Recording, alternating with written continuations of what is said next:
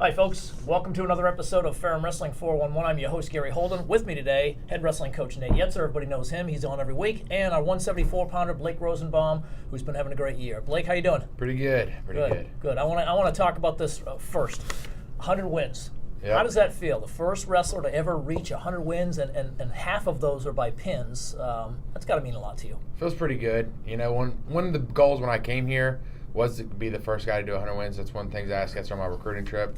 That's one thing I wanted to do. So, you know, I thought Meister would get it. He was real close to getting it, but he didn't. So I knew I had to step up and do it. Sure. He had injury, I think, one of his years. I think maybe a sophomore year. He was injured and everything. Yep. So him and Tate were close. It just seemed like you wrestled in almost every tournament that we had. I mean, sometimes the varsity guys would sit out and everything, but Blake was always in there. Star City Open, Builder Invitational. Right. Yep.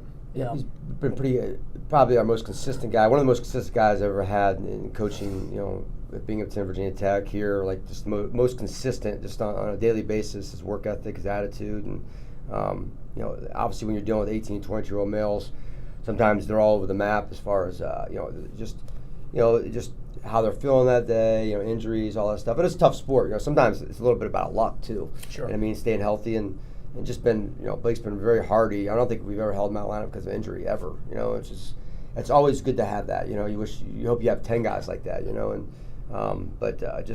can't. A lot of it's just his preparation too. Like staying healthy is about diets, about sleeping right, doing the right things, not going out a lot, and staying up late, and staying on top of your academics. And I think nobody's done a better job of that than Blake. So. Blake, talk a little bit about your career here. 4 years now. Did you envision when you came out of was it Marion? No, Bristol. Bristol has. Yeah. Did you envision that this was where your career was going to pan out 4 years later after you got here? No, not really. I always tell Yetzer, I remember when I came here, our first workout was around his house, and it was raining. It was 6 a.m. I remember doing push-ups, and my shorts were literally leaking water. And I thought, what have I got myself into? Because I mean, we did, you know, train hard, but never in the rain like that and with dripping water. I thought it felt like the military almost. Well, you know, it's something to be said about military and wrestling. There's probably a reason that our Star City Tournament is funded by the Marine Corps and everything. I think that, you know, most military organizations probably look at wrestlers and say, hey, this is what we want. So it's no surprise to see Coach Yetzer running it like a military organization. So, and well, I know with the 100 wins and everything, you still got some more wrestling to do. We've got the NCAA regionals. We're going to talk about that in a few minutes, and then the NCAA tournament, which we're going to talk about as well and everything. Let's back up though a little bit and talk about last weekend. You guys wrestled in the Southeast Wrestling Conference tournament. Won it again for the fourth time. Another big thing, Blake, your fourth title, and no one else has ever won four titles. Yep. And that includes not just Ferrum guys, but nobody in the nobody has ever won that. So this is year 5 of the conference, I think. This is year 4. Year 4 of the conference, and he's won it 4 times, and so it's never been done before, which is awesome. Got to be pretty special for you. Yeah, something I worked hard for.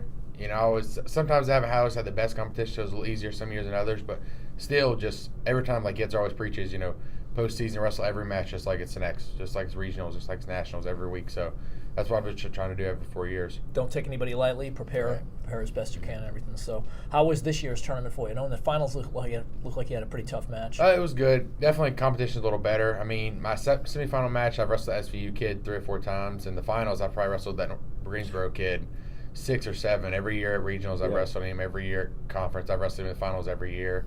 So he knows, you know, a little more. So it was a little tougher just because he knew what I was going to do, but still, you know, I wasn't too worried.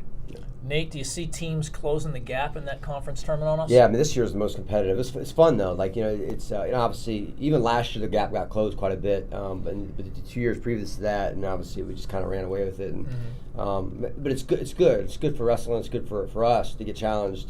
You know, and that way we know we don't go in, you know, thinking we've already won it. You know, we have to earn it. And I thought the guys wrestled really well, and especially the young guys too. Even though a lot of our freshmen.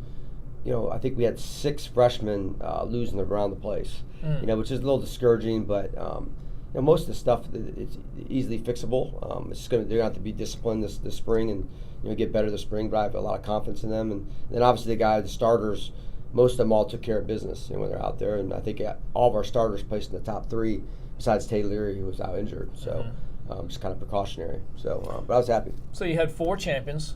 Blake won it. Your 133-pound freshman. Levi Engelman won it. 149. Colin Saunders won it. And Andrew Tolbert won it at 165. A couple other finalists. You had Mario Vasquez at 130. At 141. Sorry. And then Braden Holmesy. So it's got to be a good sign for you that you got a freshman winning it at 133. Then you got another freshman placing in the final, getting to the finals. Right. And everything. So. I mean, our freshmen have done a good job. I mean, obviously 25-2 took third. Jalen White. Another one. Who, I mean, he's almost. I think he's got close to 30 wins as a freshman.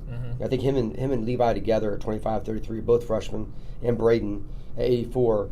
All those guys together. I mean, they have close to 60 wins between them, and that's a lot to ask of a true freshman to come in and do that. And, sure. I couldn't be more proud of those guys. Those guys are gonna be super, super important at regionals, because to win a regional title, like our goal is this team, you have to have 10 guys contributing. It can't be 8, it can't be 7.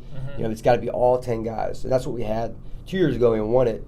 We had contributions from everybody, across the board. I think all 10 guys made it the second day, maybe besides one, maybe. And you led that tournament start to finish. Right, We got a pin at 125. Put us up at the top I of the think leaderboard. we won 14 straight matches or something like that, and like 10 of them were bonus points, and then we never really looked back after that. I think everyone got a pin but me and Logan Meister in the first round. 2 of the guys that had the most pins probably. Right, we didn't. The greatest pinner of all time here. Yeah. So. That'll be a new tag I'm going to leave you with right there. The greatest pinner of all time at Ferrum. It's not a bad thing to be talked about. So, all right, let's talk a little bit about what's coming up now. You got the regionals coming up. Right. Yep. This year that's being held. It was for a long time. It was up in the air and everything, and now it's determined. It is definitely going to be at Lycoming up in Williamsport, Pennsylvania, home of the Little League World Series. Yep. So all you folks from Williamsport, we're coming up to see you. So, talk a little bit about what you're expecting there. Who are the strong teams in that regional? Right. I think I think this can be probably the most competitive regional ever that we've been in. It's just as far as how many teams could possibly win it. I think years in past, like last year, Messiah and York were by ahead of everybody else by quite a bit. York returned most of their lineup this year. In fact, I think all 10 stars returned this year for them. So I think going in, they're probably the favorite.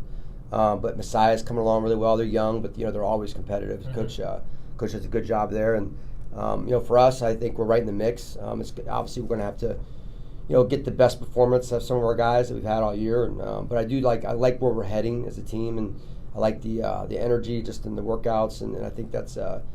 That speaks well to the end of the year for us. So, and obviously Washington Lee's got they're competitive. They beat us early in the year in a dual meet. Lycoming always has 4 or 5 guys that are really good. Sure, sent 3 to the NCAA tournament last year as well. And a new team, 2 new teams, Waynesburg and Washington Jefferson out of Pittsburgh area. They're both going to be in our regional this year, and they're both. Washington Jefferson's got the middle of the lineup is really good. I think they have 3 guys ranked at the top 15 in the country in that middle of the lineup. Then Waynesburg. Coach always does a really good job with them too. They always wrestle the best at the end of the year too. And they're strong in the upper weights, right? Right. Yep. They're 97 as top 5 guy, and they're heavyweights #1, returning national champ at heavyweight.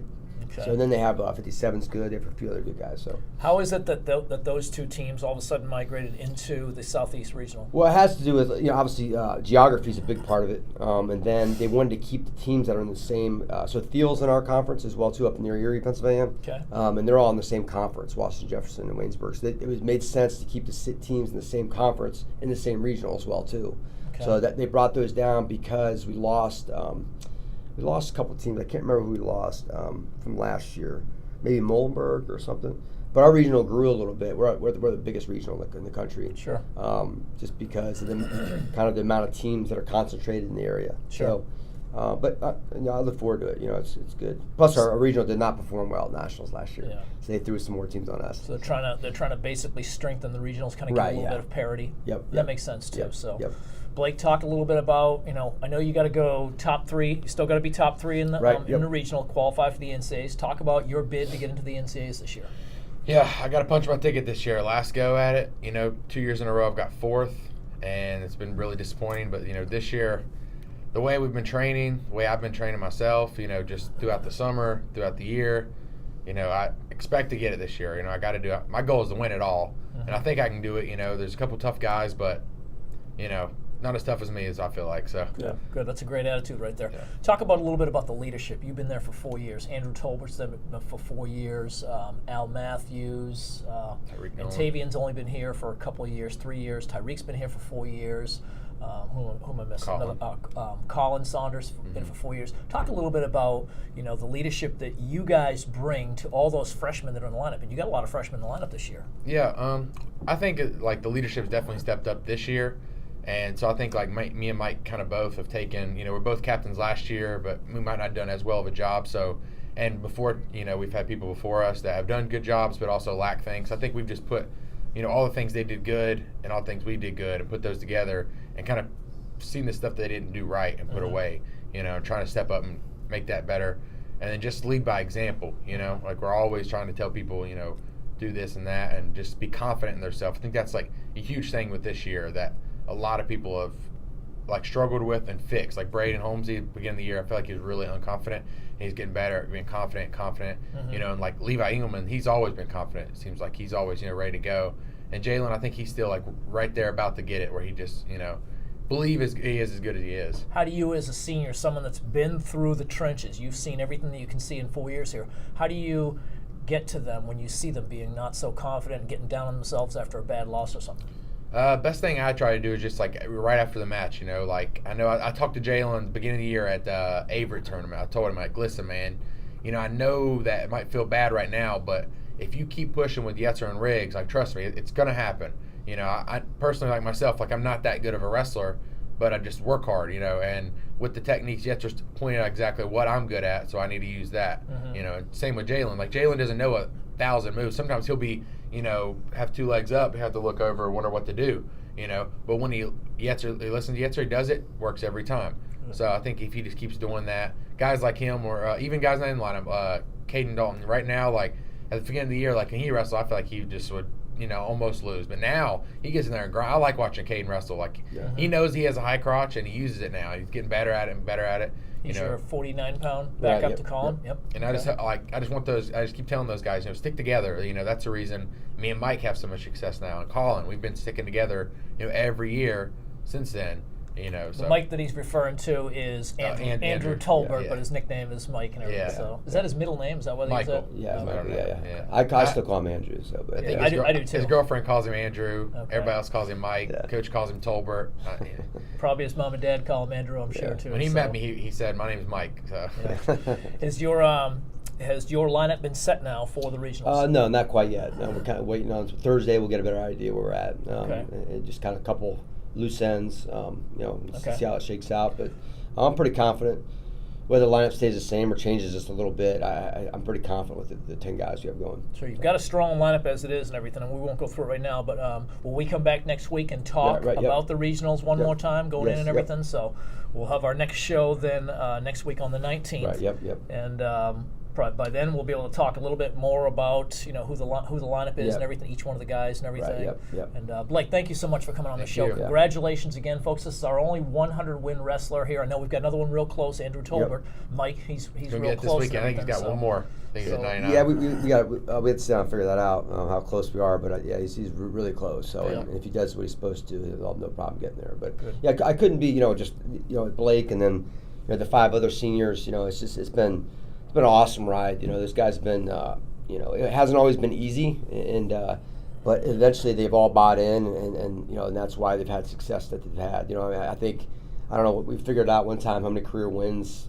these 6 guys have. It's close to 400, I think, which is, obviously that's hard to replace, but hopefully these young guys took a lot out of these guys, because their starting point for our young guys, their starting point's a lot higher than these guys were.